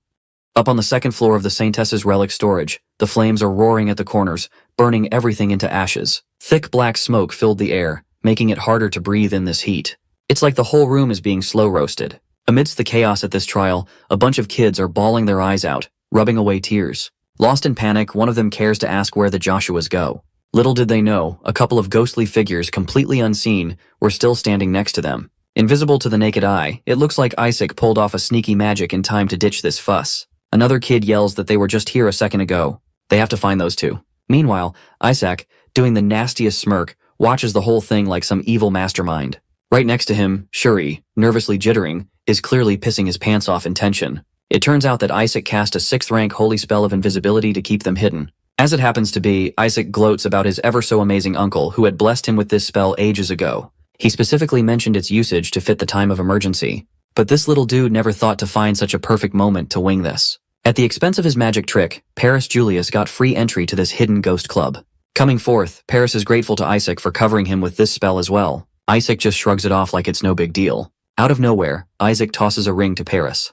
The kids catch it but just stand there, clueless to know what to do with it. He asks Isaac what this is for. Paris's brain finally clicks, his eyes doubtful at first, but he turns to Isaac. He asks the little one if he just handed him this because he couldn't handle a one-on-one with the demonkin. Isaac just makes the face like it's totally obvious. Staring at his face, Paris tears up, thanking the guy for such a kind gesture. Gripping the ring tight, he appreciates it big time. Now Paris makes up his mind to let his father know about this. A bolt from the blue, Paris lets out a blood-curdling shriek like he is getting jolted by 1,000 volts of shock sucking the life out of him. Also, the ring's eerie flow of red energy seems to be the culprit here. Witnessing this, Shuri is screaming at the top of his lungs as he has seen a ghost freak. His whole body is trembling like a leaf. Watching this freak show, Isaac and the vicious dark cloud crack up. The dark soul isn't even surprised as he totally expected coming from his master Isaac. Besides that, Isaac figured out that Prince Paris had the most holy power. Meanwhile, Shuri glances at the sight of this pure evil, known to be Isaac. He can't believe that his uncle Relai brought this evil into their family. Stepping forward, one of the kids takes charge and tells the lot that they have to stick together. He then demands to know if anyone here is skilled in defensive holy power. A brunette steps forward, balling a golden magic in his hand. He is ready to handle the defense by using his defensive holy power first, while the other guy suggests backing him up, forming a shield against the lying puppets. Raging in, the lying puppets clearly have no patience, so they swing their wrath at the kid. They demand these wimps to accept their punishment head-on. Right then, the kid in black signals the brunette to do his thing now. Ready to blow them up, he channels the golden glow in his hand and dashes ahead at full speed. Just as he is about to unleash the defensive blow, something happens, and he drops dead on the floor. It seems like the kiddo just malfunctioned or something. The kid in black has no clue what went wrong, but he is in a panic frenzy. He asks the brunette what the heck happened, but no response. Shaking like a leaf, while the ring in flames hangs in the air near the kid in black. He doesn't know what is happening over here. Out of the blue, the same vicious ring zaps a shock, sucking the life out of him. Collapsing on his knees like a beggar, the lying puppets are inches away from slaughtering this bunch. However, this weird turn of events puts them at a halt. They have no idea what just happened to these wimps like they strangely dropped. The lying puppet scowls, looking pretty much clueless about what's even happening. One of them even swoops up high, scanning the survivors if any. Then, this one tosses a question at the wimps if there is anyone fallen for their lies. In the meantime, the dark soul maps it all together, realizing that the ring is straight up draining the holy power stored inside the kids. Shrugging it off, Isaac behaves like it's inevitable. Without wasting another second, he commands the Dark Soul to head to that point and do the same with that pair. Keeping an eye from the sidelines, Isaac smirks when the Dark Soul plays his twisted games.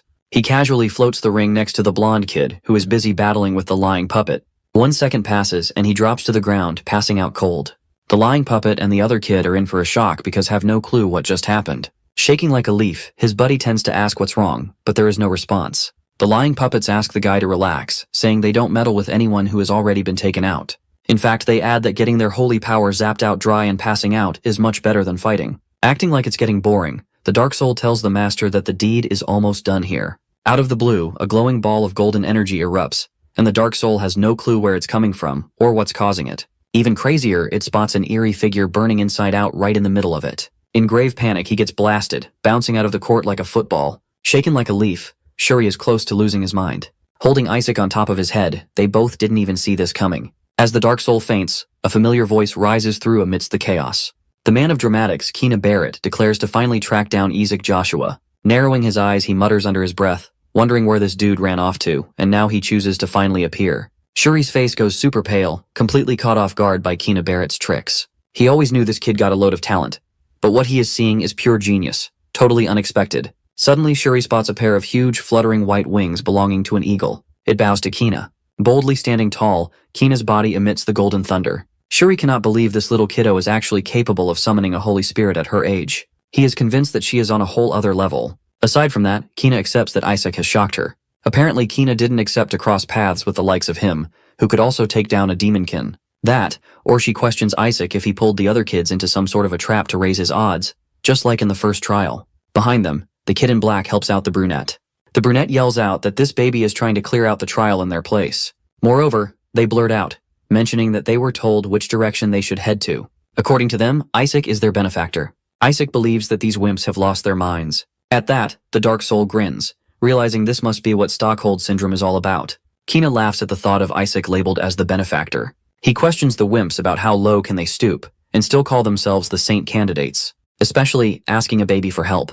The kid in black reminds this brat that Keena himself has been in hiding this whole time, and now, he is talking big after doing no such thing to look for traps, while others hunted. He straight tells Keena that this baby is more of a saint than he can ever be, considering how Keena avoids all the trouble. Just then, the lot agrees to let their parents know it's better to follow the Joshua family, and how Isaac did it all. Feeling hopeless, Shuri feels bad for these kids in the dark, who have been leeched off by this devilish monster on his head. Suddenly, this big golden ball bounces off of his head, taking everyone by surprise. Though, the kid in black spots the door to the third storage, but another kid wonders if they have cleared the second trial. Right then, the golden ball as the final gatekeeper of the relic storage congratulates the kids for passing the second trial. Furthermore, he lets them know their two options. Laying out, he asks if they would prefer to pick up their treasure and move out, or face the fatal dangers of the third trial ahead. Panic rises as they try to decide. The lot is fully aware that facing the third trial means risking their lives, and if they fail to win, then they are as good as dead. Meanwhile, the Dark Soul senses something off about the mana coming from that voice. Isaac figures out it's a dragon, which means the death part is pretty authentic. Some of the kids feel like their whole ordeal for making it here will be for nothing if they don't check out the third trial. Most of the kids agree on this, and they know they won't be saints if they fail to clear this. Without further ado, the final gatekeeper hears their wishes, despite the lurking danger inside, and grants them access. Starting off with a bang, the final gatekeeper lets the crowd face the next trial, who are in to risk it all and become the saint. Even under the crazy tension, the gatekeeper says the next trial is rather simple. Cracking up like an evil lord, Isaac looks to be cooking something in his mind. Just like that, a massive figure appears out of nowhere, demanding to be praised as their god. Now, the lot is not sure what to do next. This daring group of wimps gather together, clearly disappointed to face another statue. But this time, it turned out to be their god. Next, this stone figure voices to the candidates that none shall pass unless they prove their faith in their god. Only then did he mention that they would be allowed to enter the third trial. Apparently, this stone demands respect. One of the kids thinks it's just simple bowing before the statue and praying stuff. But the other kid bets it sounds rather too simple. Or what if there is more to the test that meets the eye? Clenching his teeth, Isaac looks to be grossed out at the thought of kneeling before this piece of jerk. In no way as hell he will ever do that. As it turns out, Isaac recalls this scum screwing up with him for centuries of years. To make it even worse, he scammed him at the end. All of a sudden, the kid in black rushes before the godly statue. He is convinced that this whole thing isn't as complex as they are all making it. Apparently, it seems like he cracked the code, believing that it's the usual stuff like praying to their lord.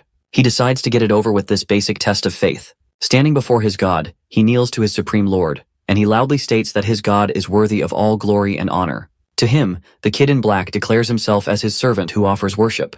Without further ado, the godly statue gets impressed and passes him with flying colors.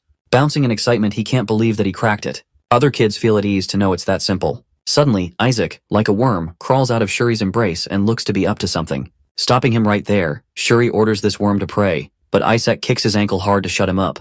He isn't planning to do any such thing. Afterward, Kina Barrett recalls learning the art of praying at the Sancta Sedis. Without wasting another breath, Kina kneels before her supreme lord. She instructs the losers on how to properly set their posture for when they worship their lord. All the wimps are inching to pray as well. Getting down to it, Kina initiates her worship, calling out to the supreme lord who is worthy, and to him, Kinda offers his worship. Out of the blue, the godly statue demands to know if Brunette is up for the task or having a change of heart. He demands to know if the little one forfeits and accepts death instead. Panic rises in his heart, and Brunette hurries up to offer his worship. In a matter of seconds, everyone has kneeled on their knees to offer their worship to this godly statue. Right then, the godly statue locks eyes with this cocky infant, who's still sitting casually before his supreme self. He demands to know why this baby isn't on his knees. Isaac, with a face that couldn't care less, tells the rock that it looks crazier than it sounds. All the kids turn their heads to Isaac, who looks to be out of his mind. They wonder if this guy possesses a shaky faith. Suddenly, the gossip spreads like wildfire among the other saint candidates. They whisper that the rumors about the Joshua family losing their faith might actually be true. Kneeling to worship, Shuri is trying his best to control his fury at this devil, who won't miss any event to tarnish their family's name. He wants this stupid infant to just pray and get it over with. Meanwhile, Kina Barrett likes his odds as, after all, the whole thing gets recorded. He wonders if the baby actually wants to kill his chances of becoming a saint. Kina cannot deny that the rising talent wouldn't mean a thing if this baby had no faith to begin with. He regrets meddling with the likes of him in the first place. Just then, the godly statue regards this disrespectful demeanor of this infant as quite unethical coming from the child of the Saintess family. But Isaac couldn't give a damn about it. He believes that death is far more gracious than kneeling before this jerk. The god here is quite stunned to witness this, and Isaac doesn't mind dying. Unleashing his dark aura, this swirls with an eerie energy all around the stoned figure. Pissed off by the cocky brat, the godly statue calls upon the blasphemous to perish from his sight. But, teeth clenched, Isaac burns with fury and snaps back at the stone face, telling the so-called god to kill himself. Flipping his lid, Isaac boils off fumes, determined to tear apart that hideous statue.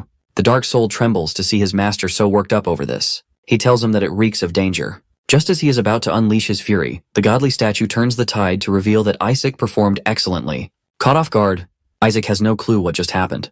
Isaac stands there, completely stunned, as the stone face announces him as the passing baby candidate.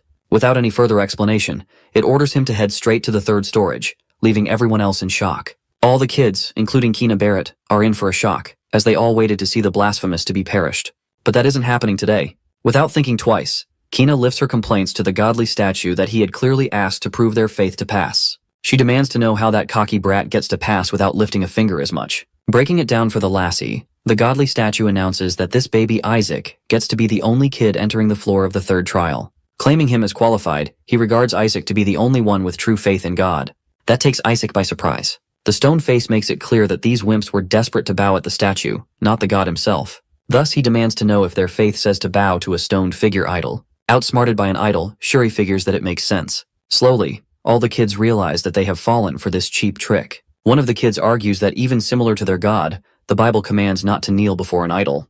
That way, the godly statue states that Isaac kept his faith despite the fear of death, and that's how he gets to go in the third storage. Rising up with a smug grin, Isaac and the Dark Soul cracks up, enjoying this unexpected turn of events. But Kinda refuses to accept this, stating that Isaac can't even speak. He points out that in no way they can tell if he kneeled or worshipped. Even then, the Dark Soul tells the smart wimp is right on the spot.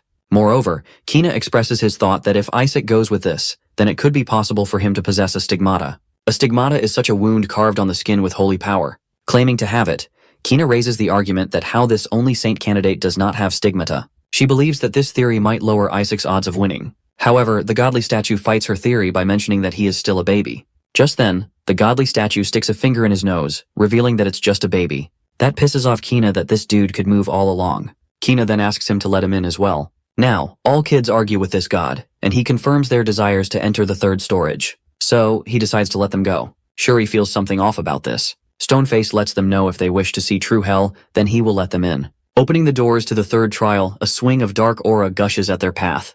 Trembling in fear, they feel like throwing up now, having second thoughts about it all. Stoneface assures that this eerie feeling is coming from Skeleton King, although he planned to spare the kids who couldn't handle these evil vibes.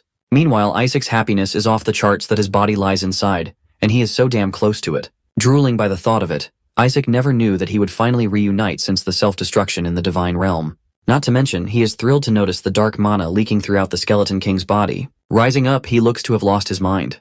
The godly statue describes Isaac's faith imitating the face of a courageous warrior who is unfazed by this eerie mana. Taking a look at him, all the wimps get their jaws dropped to the floor when noticing Isaac's weird face.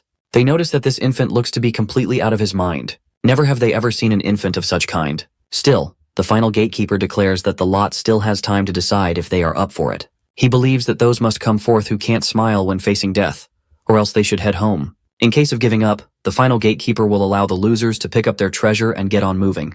However, the kid in black hasn't come up with plans to push through this dark mana. Some kids are convinced that their death is inevitable if they step inside. They resort to choosing a hand-picked treasure from the second storage and head home. Coming forth, Kina shows her commitment to the third trial, with no interest in picking up the second floor's treasure. He declares that they all stepping in. Not only that, Kina demands the final gatekeeper to activate all the traps inside. Popping their eyes out, the kids believe this Dumbo has lost his mind to ask for such a thing. Kina announces that no mighty saint, even the likes of Saintess Melissa, could get the job of retrieving the Skeleton King's body. The final gatekeeper figures out that Kina knows a bit about the third storage, and to that she smirks. Melissa wouldn't let the kids march to their deaths, so Kina shows herself as a preventive measure. Plus, he expects not to hear that they did the job without any trouble. Without thinking twice, Kina demands the gatekeeper to restore the third store to its original, most dangerous state. All this, just to be seen as much greater than Melissa herself. Isaac thinks that Brad is out of it. The gatekeeper hears her wishes. Without wasting another breath, the kids let Kina go in by herself. Against their choice, something pulls them all in. Just then, the Dark Soul points at Skeleton King's hand, and Isaac's happiness skyrockets. Grinning like a total freak, Isaac praises his body for holding up this long. Turns out that his body has been sucking the third storage's mana. Brunette wonders if that's the Skeleton King's body, but Kind in Black points out that it's just the limb. But that's not it.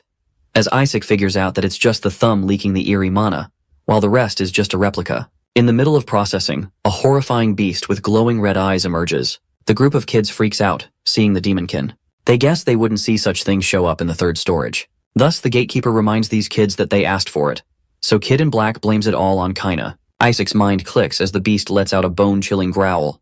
Completely unfazed, Kina assures that he will make sure they get their promised treasure. At the thought of it, Kina's mind takes back to the 14 familiars, the elite subordinates trained by the Skeleton King, and the Pope family's capture idiots. He has got an ace, the holy spell, to deal with this beast, and claim the treasure as his. Without wasting another second, he unleashes his power, and the beast lets out a blood-curdling shriek. While Isaac couldn't care less, the rest of the kids had their jaws dropped to the floor. Apparently, the light of the Pope family seems to have worked. Out of nowhere, the beast voices asking if Kina did this. Completely stunned, the demonkin, all furious, demands to know if Kinda dares to claim over his king's body. Suddenly, some dude breaks the news that the demonkin's seal in the third storage has been broken. In a panic frenzy, Gowl wonders if it's the 14 familiars, and Riley realizes the grave danger the kids are in now. Asking for the elder supervisors, the old geezer mentions the lot went missing after neutralizing the storage's booby traps. They are aware that no kid can take on a beast like that, so they decide to call off the trial, but a blinding light strikes them. They figure it's the relic storage opening up. Barrett Bishop smirks, proud of Kina for pulling it off, while Gowl is stunned that a kid took down the demonkin. Riley bets it is Kina Barrett of the Pope family. The crowd congratulates Bishop Barrett, while he bets it's the end for the Joshua family to pledge their allegiance to the Pope family, as they own the Skeleton King's body. Just then, the kids walk out, but Riley's eyes look for Isaac and Shuri. Gathered at the entrance, the kids are somewhat injured but look fine. However, the bunch of kids who made it to the third storage hasn't come out yet. Panic rises while the parents wonder what's going on. Riley and Asili notice the last queue of children, which includes Shuri and Armin Age. Running to their father's embrace, Riley realizes that Isaac isn't here. Panic washes over Riley, who wonders where is his little son. Confirming Isaac is a no-show in the last wave, Bishop Barrett confronts Kina where is the Skeleton King's body. With a sharp tone, he demands answers. Sweating bullets, Kina has no clue how to break the news that she messed up. Meanwhile, Bishop spots the second storage's useless treasure in her hand. All of a sudden, the final gatekeeper glows in the air like a wolf in gold, picking baby Isaac by its teeth. That catches everyone off guard, including Riley. Apparently, Isaac with a smug grin watches over the crowd. The golden wolf surfaces on the ground with baby Isaac. Without thinking twice, Riley marches to that side to get his son alongside Asili. At a halt, Asili asks Master Rylai if this golden wolf is actually the guardian dragon that protects the relic storage. Their jaws drop to witness the sight of the holy dragon coming out to deliver baby Isaac. Rylai cannot ignore the fact that it is the real holy dragon, the hatchling, that takes care of the relic storage. Not to mention, he confirms that even as a wolf, the mere aura screams that it's the holy dragon in the flesh. No doubt, Rylai is convinced it's one of the matriarch's kin, deeply tied to the dragons, and called upon inside the relic storage. He regards his presence to be noble. Suddenly, there is a weird noise seeping out of Isaac's mouth. The elder freaks out to think that an infant is sucking on the skeleton king's body. He lets the baby know that it's not the thing to chew at. But what's scary is this infant managed to drag out the skeleton king's body. With dagger eyes and possible delusions, Bishop asks Kina if she let the little baby have skeleton king's body. Bishop declares that it's a foolish move coming from Kina, but he is aware that it's the saint's duty to save the honor of the host. But the holy dragon isn't buying that crap. He announces baby Isaac to be the sole claimer of the skeleton king's body as he has done it, fair and square. Meanwhile, Isaac freakily grins with the victory sign, and Kina sulks down as his father takes the soul-shattering news. Looking back, the demonkin, utterly pissed, is ready to charge at Kina, while she is left thinking about what's wrong with her holy spell not working. Without further ado, the demonkin declares them all to just drop dead already. Freaking out, the kids choose to run for now, as the beast goes full berserk. Reeking this place in smoke and dust, the demonkin is losing control. Right then, Kina was surprised to see someone whipping out a cotton blue defensive barrier. Apparently, it's Isaac's doing, who is right now dashing right to the demonkin, ready to settle his score. Kina is completely stunned to see Joshua's baby pulling this off. Muttering the same old thing, the demonkin unleashes true horror to defeat this baby. But Isaac remains unfazed. Blowing all the power in one fist, Isaac blows a solid gut-wrenching punch at demonkin for not recognizing his master of all people. Coming to the present, the elder and others know that the holy dragon is one honest being, and even they are shocked to digest the fact that Isaac Joshua brought back the skeleton king's body. They wonder what Kina did then. Even Rylai can't grasp the fact that something this dangerous has been done by his kid. Plus, Rylai demands to know why they released the seal on the demonkin when mere children couldn't handle it. That cracks him up. He accuses the snobby brat in white, Kina Barrett, of initiating such a thought. Just like that, all the wimpy kids start blaming it all on Kinda for activating the booby traps in the third storage and forcefully sucking them inside. All the parents can't believe their ears that Kina Barrett risked their kids' lives for this. They never thought someone from the Pope's family would stoop so low. All of them are convinced that if Isaac Joshua didn't handle the thing, then the results would have been really bad. Afterward, the lot believes that by the looks of the results, it means the Joshua family won over the Pope family. The mere thought of this boils Bishop's brain because losing to them wasn't on his to-do list. Everyone keeps muttering about Isaac's true potential, even though he can't qualify as a saint, but he packs such power inside. Now the crowd is fully sure that the Joshua family has been preparing for their return all this time. On the other hand, Rylai is totally proud of her son for doing a splendid job. Aside from that, the elders are practically begging Isaac to spit the bone out for God's sake. As soon as they reach out for Isaac, he slaps their hands away. The old geezers don't get why this baby is so strong. Meanwhile, Isaac notices this burst of mana surge inside him, but he wonders if it's from Survive. Also, the old woman lets Rylai know that the matriarch would love to hear it all. Grinning like an evil hag, the old woman is convinced that they can sniff out the skeleton king's body using his bone. She giggles like a true witch, as she is ready to track down the body with a tracking spell. Seeing this fuss, Isaac's face turns pale, realizing the old geezers plan all this only to rip apart Skeleton's soul to settle their 150-year-old grudge. Right then, the holy dragon bows down to hand over Isaac and leaves the lunatics to their mess. Inside a room that feels like an operation theater, the old hag in a mask declares that it's not here. Possibly checking Isaac's diaper nappies, the group cries over not being able to find the bone. In the meantime, Isaac challenges the old geezers that they can search it all, but he isn't letting them have it. Furthermore, what happened in the relic storage doesn't sit right with Isas and bothers him even more. After delivering the solid punch to Demonkin for not remembering his own master, the Demonkin finally recognized his master's mana. After seeing his master, the Demonkin gets a bit sentimental on the brink of death. He reflects that his master's news of death made him believe that it was the end for him, but he confirms that he always knew his master would make a comeback. As he begins to fade, he expresses his desire to serve his master again. Also, barely able to speak, he mentions being captured by the church. Isaac demands Demonkin to speak more clearly as he has a million questions to ask, but too late for that. Back in the present, Isaac figures out that the Pope family is behind his capture. He decides to look into this matter for now. Right now, Rylai with a feeder in hand pleads Isaac to poop out the bone. Meanwhile, the elders shout at the servants to bring more stronger laxatives. This whole thing is pissing him out, and Isaac is close to flip this house upside down soon enough. Meanwhile, the elders shiver at the thought of the matriarch ever finding this. Their deaths are inevitable this way. The old geezer believes that they would even dissect the kid to retrieve the bone. That worries Rylai even more. but he asks the elder to chill out as it's going to be alright. Although Relay clearly knows that the woman has already split open her son once, but the grandson is a whole different story. At least he thinks so, but they can't help biting their thumbs as chills run down their spine. On the other hand, the Dark Soul demands to know if Melissa went off with the matriarch to go on a pilgrimage. Isaac lets him know that they are going to be stuck there for a while. In the meantime, he believes that he better focus on sucking all the mana before Melissa drops by and then makes a run for it. Out of the blue, Isaac's uncle comes forth to call Riley as the matriarch wants to have a word with him. That takes Isaac by surprise, and everyone is caught off guard by this rush. Riley's mind is blown away at the thought of his mother's arrival. He demands to know if mother had come back already. Apparently, their mother hasn't made such a quick return from a pilgrimage as ever. Isaac's throat dries up as he clenches his teeth. He figures out that the old hag surfaced back here in a hurry because of him. Not only that, he is still in the middle of absorbing out all the mana from the bone. He is damn sure Melissa would definitely dissect his organs to carve out the bone. Later on, the elders are taken by surprise to see the pile of jewels and gold. This all turns out to be a gift for Isaac Joshua straight from the matriarch. With a sigh of relief, it was a false alarm. Riley thought the matriarch herself made a comeback. Turns out, Gowell later added that she would make her return with the patriarch. As it turns out, this clumsy dude never said she had arrived in person. Out of all, Isaac feels like choking this jerk for scaring the crap out of him.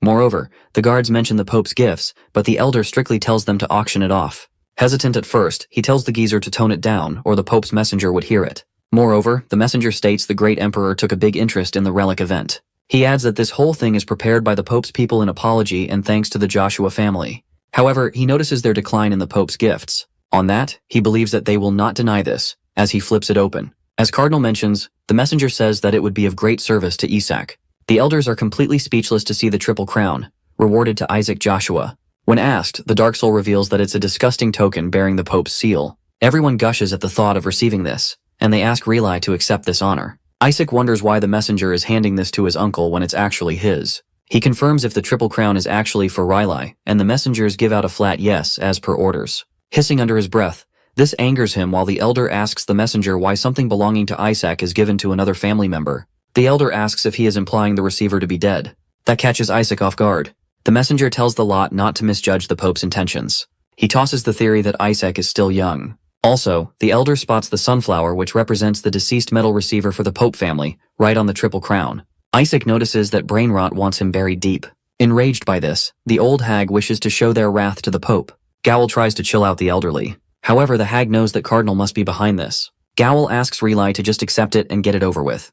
But Isaac is not liking that idea, so he lifts the metal and incinerates it with holy flame. Upon asking, Isaac claims that it's his doing.